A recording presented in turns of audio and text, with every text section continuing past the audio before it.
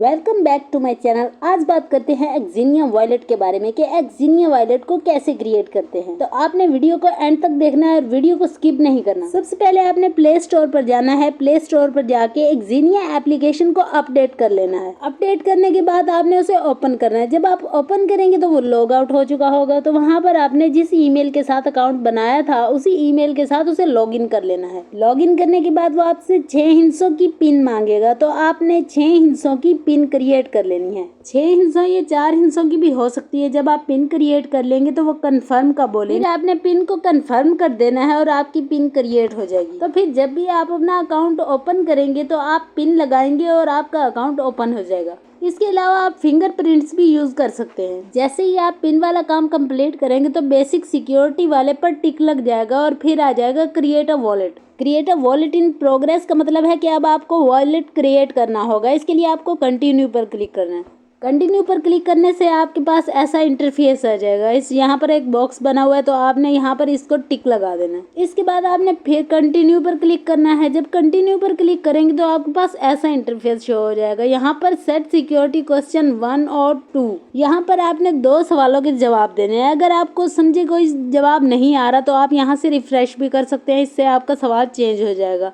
यहाँ पर टोटल 7 या 8 सवाल होंगे जिसमें से आपको सिर्फ 2 सवालों के जवाब देना होंगे। जरूरी नहीं है कि आप यहाँ पर हर सवाल का जवाब दे रहे हैं। जैसे कि यहाँ पर क्वेश्चन किया गया है कि what is the first destination you travel to by airplane, मतलब कि आपने एयरप्लेन से फर्स्ट टाइम कहाँ का सफर किया था। तो जरूरी नहीं है कि आप हर सवाल का जवाब दें। आप यहाँ से सवाल चेंज भी कर सकते हैं। तो इसको रिफ्रेश करें और सवाल चेंज हो जाएगा। जैसे कि अब मैंने रिफ्रेश किया और यहाँ पर एक और क्वेश्चन आ गया, what is the name of your oldest cousin. तो आप यहाँ पर अपने किसी कजन का नाम लिख सकते हैं जो कि आपको याद रखना होगा और यहाँ पर कंफर्म का आएगा तो फिर आपने कंफर्म पे दोबारा उस नाम को लिख देना है। लेकिन एक चीज़ में मिस्टेक बिल्कुल नहीं करनी, पहले नाम लिखना है और उसके बाद उसको कंफर्म करना है। यानी कि दोनों जगह पर जो नाम लिखा है, कोई भी चीज़ लिखी है तो उसके स्पेलिंग एक जैसे होने चाहिए। तो ये करेक्ट कर देंगे। उसको करेक्ट करने के बाद आपने इसको कंफर्म कर देना है। जब आप कंफर्म पर क्लिक करेंगे तो आपके पास ऐसा इंटरफेस आ जाएगा। यहाँ पर फर्स्ट जो ऑप्शन है वो रिकमेंडेड है और जो सेकंड है वो नॉट रिकमेंडेड है। जो सेकंड है वो रिस्की है,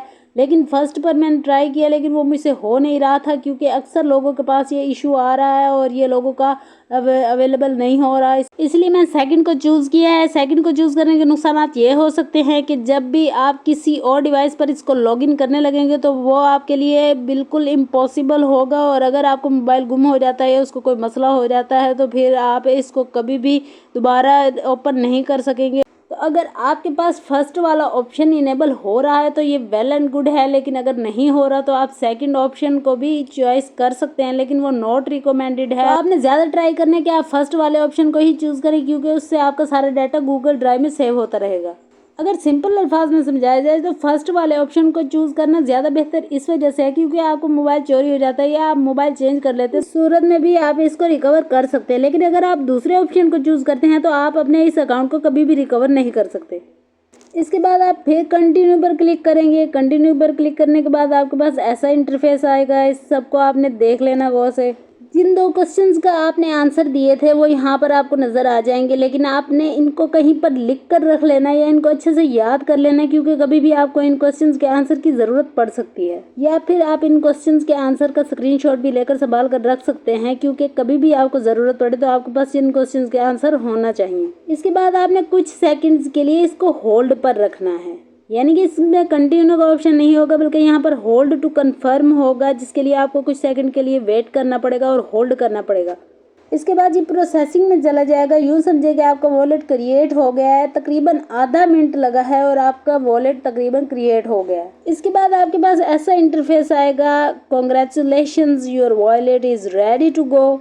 जैसे ही आप गो टू वॉलेट पर क्लिक करेंगे तो आपके पास ऐसा इंटरफेस आ जाएगा। गो टू होम पर क्लिक करने से आपका वॉलेट ओपन हो जाएगा। ये देखें यहाँ पर हमारा एड्रेस भी क्रिएट हो चुका है। यहाँ पर आप अपना कॉन्ट्रैक्ट एड्रेस भी इंपोर्ट कर सकते हैं। यहाँ पर नहीं पता कि किस ब्लॉकचेन पर आता है तो इथेरियम पर क्लिक करेंगे और यहाँ पर 3 ऑप्शन होंगे आपके पास। इथेरियम भी है, BNB चेन भी है और पॉलीगॉन भी है। तो इसमें आप अपना कॉन्ट्रैक्ट एड्रेस ऐड करेंगे, लेकिन अभी तक नहीं आया। जब आएगा तब ऐड करेंगे। तो हम फिलहाल इसको स्किप कर देते हैं और हम देखते हैं कि हम यहाँ पर काम क्या कर रहे थे। हम यहाँ पर काम कर रहे थे ऑन गोइंग जेम कैंपेन है ना, यहाँ पर आपने क्लिक करना है तो आपके पास ऐसा इंटरफेस आएगा। आपके पास अपना मेन अकाउंट ओपन हो चुका है। ये आप देख सकते हैं कि मेरे पास कितने जेम्स पड़े हैं और मेरे पास टोटल अर्निंग कितनी हुई है जेम्स में। तो यहाँ पर क्लिक करके आपने जो जो आपके टास्क रहते हैं वो सारे कंप्लीट कर लेने हैं। टास्क कंप्लीट करने के बाद यहाँ पर आपने क्लेम कर लेना है। बाकी तो आपको पता ही होगा आगे क्या करना है, लेकिन जो मेन हमारा टॉपिक था वो ये था कि अकाउंट कैसे क्रिएट करना है, वॉलेट कैसे बनाना है। तो वो आपको उम्मीद करते हैं कि समझ आ चुकी होगी, लेकिन जिन लोगों को कुछ भी समझ नहीं आया वो कमेंट बॉक्स में पूछ सकते हैं। वीडियो अच्छी लगी हो तो लाइक करें और चैनल को सब्सक्राइब करें ताकि हम आपके लिए इस तरह की वीडियोस बनाते रहें।